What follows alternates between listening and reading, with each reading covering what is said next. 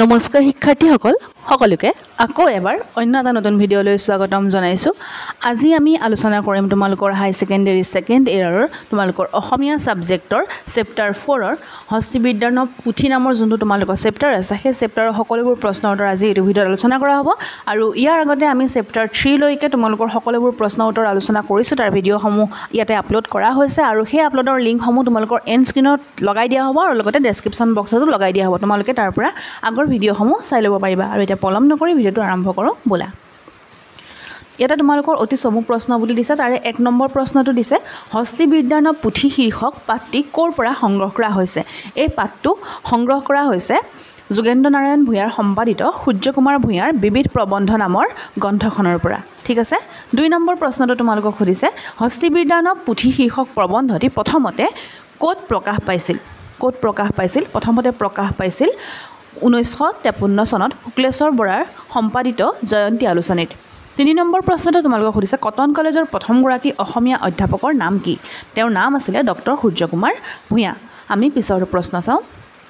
4 number প্ৰশ্নত তোমালোকক সুধিছে সূৰ্যকুমাৰ ভূঞাৰ গৱেষণা গ্ৰন্থখনৰ নাম লিখা। তেওঁৰ গৱেষণা গ্ৰন্থখনৰ নাম আছিলে এংলো আছামিজ ৰিলেশ্যনছ 1771 to 1826। তাৰপিছতে 5 নম্বৰ প্ৰশ্নটোত তোমালোকক সুধিছে হস্তিবিদ্যাৰ সাৰ সংগ্ৰহ পুথিখন কোনে ৰচনা কৰিছিল। এই পুথিখন ৰচনা কৰিছিল সুকুমাৰ বৰকাইতে। ঠিক আছে। আমি পিছৰখিনি প্ৰশ্ন চাওঁ। এইখিনিতে তোমালোকক জনাওঁ যে তোমালোকে যদি চেনেলটোত প্ৰথমবাৰৰ বাবে আহিছা তেনেহ'লে চেনেলটো ছাবস্ক্ৰাইব কৰি থ'বা, কাৰণ এই চেনেলটোৰ জৰিয়তে তোমালোকে তোমালোকৰ এডুকেশ্যনৰে হওক বা তোমালোকৰ যি ছাবজেক্ট আছে গোটেই ছাবজেক্টৰ প্ৰিপেৰেশ্যন কৰিব পাৰিবা পৰীক্ষালৈকে। আৰু তোমালোকৰ বাবে কোনটো ছাবজেক্টৰ ভিডিঅ' লৈ আহিব লাগে সেইটো কমেণ্ট বক্সত লিখি জনাই দিবা। আৰু লগতে তোমালোকে ভিডিঅ'সমূহত এটা লাইক কৰিবা। তোমালোকে কৰা লাইকসমূহে আমাক ভিডিঅ' বনাবলৈ উৎসাহিত কৰে। এতিয়া আমি চমু প্ৰশ্নখিনি চাওঁ। চমু প্ৰশ্ন তোমালোকক 1 নম্বৰতে সুধিছে হস্তিবিদ্যাৰ সাৰ সংগ্ৰহ পুথিখন কোনে কেতিয়া ৰচনা কৰিছিল।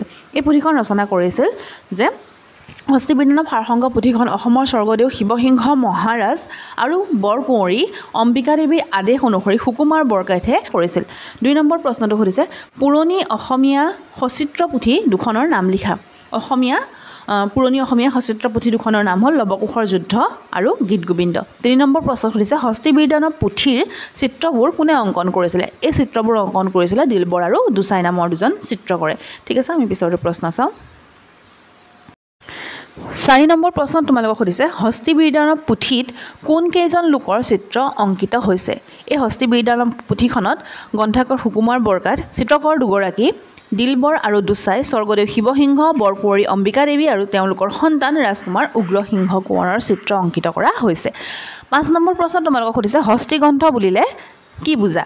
হস্তিগ্ৰন্থ বুলিলে কি বুজা? য'ত হাতীৰ বিভিন্ন ৰোগৰ লক্ষণ, হাতীৰ কৰ্ম, হাতী শোৱা বা হাতীক বন কেনেকৈ শিকাব লাগে, হাতীয়ে কেনেকৈ কাঠ টনাব লাগে, হাতীৰ দ্বাৰা কেনেকৈ কাম কৰোৱাব লাগে, হাতীৰ ব্যাধি কেনেকৈ প্ৰতিকাৰ কৰিব লাগে, এইসমূহ তাত পোৱা যায়। ঠিক আছে। মধ্যযুগত অসমীয়া ভাষাত বিভিন্ন বিষয়ৰ ব্যৱহাৰিক জ্ঞানৰ পুথি ৰচিত হৈছিল। তাৰে ভিতৰত হাতী বিষয়ক পুথিসমূহ অন্যতম আছিল। ঠিক আছে। আৰু ইয়াতে ধুনীয়াকৈ দিয়া হৈছে উত্তৰটো। তোমালোকে স্ক্ৰীনশ্বট লৈ লোৱা, লিখি ল'বা, নোটছ বনাবা। এতিয়াৰ পৰাই নোটছ বনোৱা দেই। তাৰপিছতে দীঘল প্ৰশ্ন আহিলে। এতিয়া তোমালোকৰ এইখিনি দীঘল প্ৰশ্ন যেতিয়া আহে তোমালোকে অলপমান এক্সপ্লেইন কৰি পেলাই লিখিব লাগে। ইয়াতে তোমালোকৰ প্ৰশ্নটো সুধিছে ব্যৱহাৰিক সাহিত্য বুলিলে কি বুজা। 2খন অসমীয়া ব্যৱহাৰিক সাহিত্য পুথিৰ নাম লিখা। 2খন অসমীয়া ব্যৱহাৰিক পুথিৰ নাম, এখনটো হৈছে বিদ্যাৰ্ণৱ সাৰ সংগ্ৰহ আৰু এখন ঘোঁৰা নিদান। ইয়াতে 3খন দিয়া হৈছে। ইয়াতে 3খন দিয়া আছে। ঠিক আছে। চাংৰুং ফুকনৰ বুৰঞ্জীও দিয়া হৈছে। এতিয়া ব্যৱহাৰিক সাহিত্য বুলিলেনো কি বুজায়। ঠিক আছে। মানুহৰ ব্যৱহাৰিক জীৱনৰ লগত জড়িত অন্ন, বস্ত্ৰ, বাসস্থান অথবা জীৱ জন্তুৰ গুণাগুণ, স্বাস্থ্য আদি বিষয়ক পুথিসমূহকে সাধাৰণতে ব্যৱহাৰিক সাহিত্য বুলি কোৱা হয়। আৰু এইখিনি ধুনীয়াকৈ লিখা হৈছে। যিহেতু এক্সপ্লেইন কৰি লিখিব লাগে গতিকে অলপমান দিয়া হৈছে। তোমালোকে স্ক্ৰীনশ্বট লৈ লোৱা আৰু লিখি ল'বা। ইয়াৰ পিছতে ডক্টৰ সূৰ্যকুমাৰ ভূঞাৰ সাহিত্য প্ৰতিভাৰ সম্পৰ্কে এটা আলোচনা তোমালোকক দিবলৈ দিয়া হৈছে, এটা আলোচনা আগবঢ়াবলৈ দিয়া হৈছে। এটা তেওঁৰ বিষয়ে দিয়া হৈছে। তেওঁ কোন আছিলে? তেওঁ আছিলে কটন কলেজৰ প্ৰথমগৰাকী অসমীয়া অধ্যাপক আৰু অধ্যক্ষ। আৰু ইয়াতে তেওঁৰ ওপৰত দিয়া হৈছে। স্ক্ৰীনশ্বট লৈ লোৱা, তোমালোকে লিখি ল'বা। ইয়াৰ পিছতে হস্তিবিদ্যাৰ পুথিৰ বিষয়বস্তু এতিয়া আভা দিয়া। হস্তিবিদ্যাৰ পুথিৰ বিষয়বস্তু কি আছিলে? হাতীৰ বিষয়াকে আছিলে, হয়নে? ইয়াতে গোটেইখিনি দিয়া হৈছে। তোমালোকে সকলোবোৰ জানাই আৰু তোমালোকে ইয়াৰ পৰাই লিখিব লাগিব তেনেকুৱা কোনো কথা নাই। নিজে নোটছ বনোৱা, এইখিনিৰ পঢ়া, কিতাপৰো পঢ়া, তোমালোকে তাৰ পৰা এটা ধুনীয়াকৈ নোটছ বনোৱা। এতিয়াৰ পৰাই নোটছ বনোৱা আৰম্ভ কৰা, তেতিয়া পৰীক্ষাৰ সময়ত আৰু বেছিকৈ তোমালোকৰ কষ্ট নহয়। 4 নম্বৰ ইয়াতে দিয়া হৈছে, চোৱা এইখিনি স্ক্ৰীনশ্বটৰ। তাৰপিছত 4 নম্বৰ প্ৰশ্নটো চাওঁ আমি।